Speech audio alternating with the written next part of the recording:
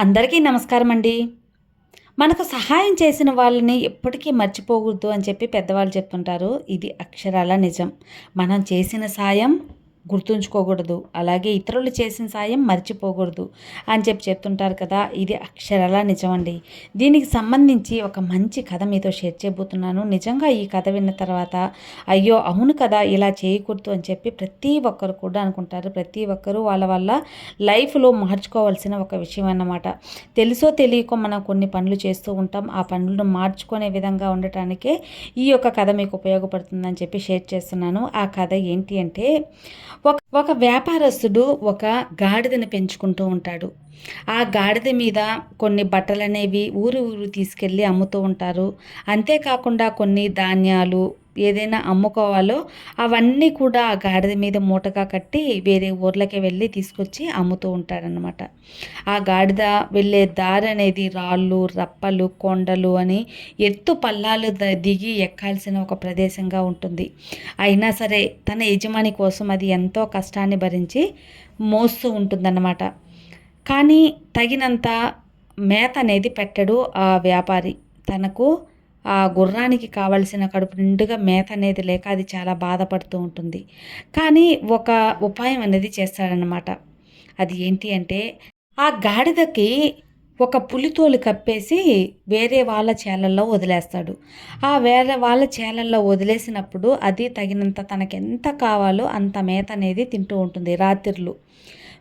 అది ఈ తరమాలన్నా కానీ అయ్యో! పులి మనల్ని చంపేస్తుందేమో అని అందరూ చూసి భయపడి వెళ్ళిపోతూ ఉంటాడు. ఆ గాడిద జోలికి ఎవ్వరూ రారనమాట.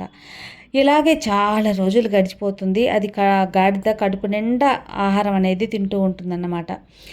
తన యజమాని తగిన ఆహారం పెట్టకపోయినా, తనకు సరిపడా ఆహారం లేకపోయినా సరే, అది యజమాని చేసిన ఉపాయం వల్ల కడుపు నిండా అది ఆహారం అనేది తిని బతుకుతూ ఉంటుంది. ఇలాగే చాలా రోజులు గడిచిపోతూ ఉంటాయన్నమాట. కానీ అందరికీ ఒక అనుమానం వస్తుంది. ఏంటి అంటే ఎక్కడైనా సరే పులి గడ్డి తింటుందా? పులి గడ్డి తినదు కదా! అయితే ఇది ఏంటి అని చెప్పి ఒక అనుమానం వచ్చినా కానీ వాళ్ళు పులి అనుకొని భయపడి దూరంగా ఉంటారు. ఎందువల్లంటే పులి అయితే దగ్గరికెళ్తే తినేస్తే ఏమవుతాం చచ్చిపోతాం కదా అనే భయంతో ఎవ్వరు కూడా దగ్గరికి రాకుండా ఉంటారు. కానీ ఒక యువకుడికి ఒక అనుమానం వస్తుంది. అంటే ఇదే అనుమానం బలంగా నమ్ముతాడనమాట. అవును పులి గడ్డి తింది కదా! గడ్డి తినని పులి ఇప్పుడు గడ్డి తింటున్నావు అంటే ఇది పులి కాదు కదా! దీని సంగతి ఏంటో చూడాలి అని చెప్పి పొద్దుపోయాక తను ఒక కంబలి తీసుకొని ముసుగు కప్పుకొని ఎవ్వరికీ తెలియకుండా పొలంలో దాక్కుంటాడనమాట. ఆ గడ్డి మధ్యలో దాక్కుంటాడు. యాజ్ యూజువల్‌గా ఆ వ్యాపారి ఆ గాడిదకు పులితోలు కప్పేసి పొలంలో వదిలేస్తాడు. అది పాటికి అది మేస్తూ ఉంటుంది. మేస్తూ ఉండి అది తేపు రాంగానే తేపుతుందనమాట. తేపినప్పుడు అది కదిలినప్పుడు అదప్పుడంతా గాడిద సౌండ్ అనేది వస్తూ ఉంటుంది. అప్పుడు అనుమానం వస్తుంది. ఎప్పుడైనా పులి గాండ్రిస్తుంది. అంతేకాని ఇది గాడిద ఒకలాగా అరుపులున్నాయి. ఇది గాడిదలాగా ఉందే అని చెప్పి వెనక నుంచే వెళ్ళి ఆ పులితోలనేది లాగేస్తాడనమాట. పైనున్న పులితోలు లాగేస్తాడు. మొత్తానికి అది గాడిద అని చెప్పి తేలిపోతుంది. ఏ గాడిద నువ్వేనా ఇన్ని రోజులు ఇట్లా పులితోలు కప్పుకొని మా చేలో మేస్తూ ఉన్నాము. నువ్వు ఇంకెప్పుడు రాకూడదు అని చెప్పి గట్టిగా ఒక కత్తి తీసుకొని దాని వీపు పైన బాగా కొడతాడనమాట. చాలా నొప్పేస్తుంది గాడిదకి. అదంతా గాడిద తప్పు కాదు కదా! తనని ఇలా దొంగతనంగా పంపించిన తన యజమాని తప్పు. కానీ అనుభవించింది మాత్రం అక్కడ కష్టాన్ని అనుభవిస్తుంది గాడిద. గాడిదకి ఎలాంటి పాపం తెలీదు. ఆ యజమానిని నమ్మి యజమానికి సేవ చేస్తూ, యజమాని మూటలు మోస్తూ తనకి సరైన ఆహారం పెట్టలేక యజమాని చేసిన తప్పుకి ఇంత పెద్ద దెబ్బ అనేది ఆ గాడిద అనుభవించి ఎంతో క్షోభపడుతుంది. ఈ పాపం అంతా ఎవరికి చేరుతుంది? ఆ యజమానికే కదా! నోరు లేని జీవిని ఇంత కష్టపెట్టాడు అంటే ఆ యొక్క యజమానికి ఆ పాపం చేకూరుతుంది. అలాగే మనం కూడా మన దగ్గర చేసే పనులు ఒక వ్యాపారం చేస్తున్నా అక్కడ పనిచేసే వాళ్ళని తక్కువ చూపుగా చూడకూడదు.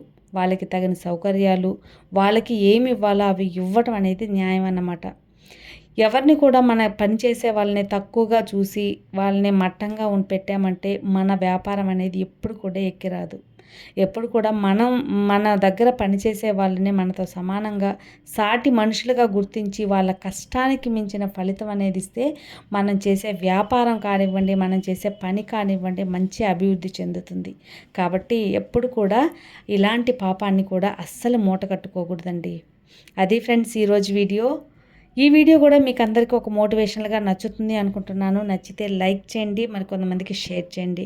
కొత్తగా మన ఛానల్ చూస్తే సబ్స్క్రైబ్ చేసుకోండి. మరో మంచి వీడియోతో మళ్ళీ కలుద్దాం. అంతవరకు have a good day friends. Thank you for watching. Bye.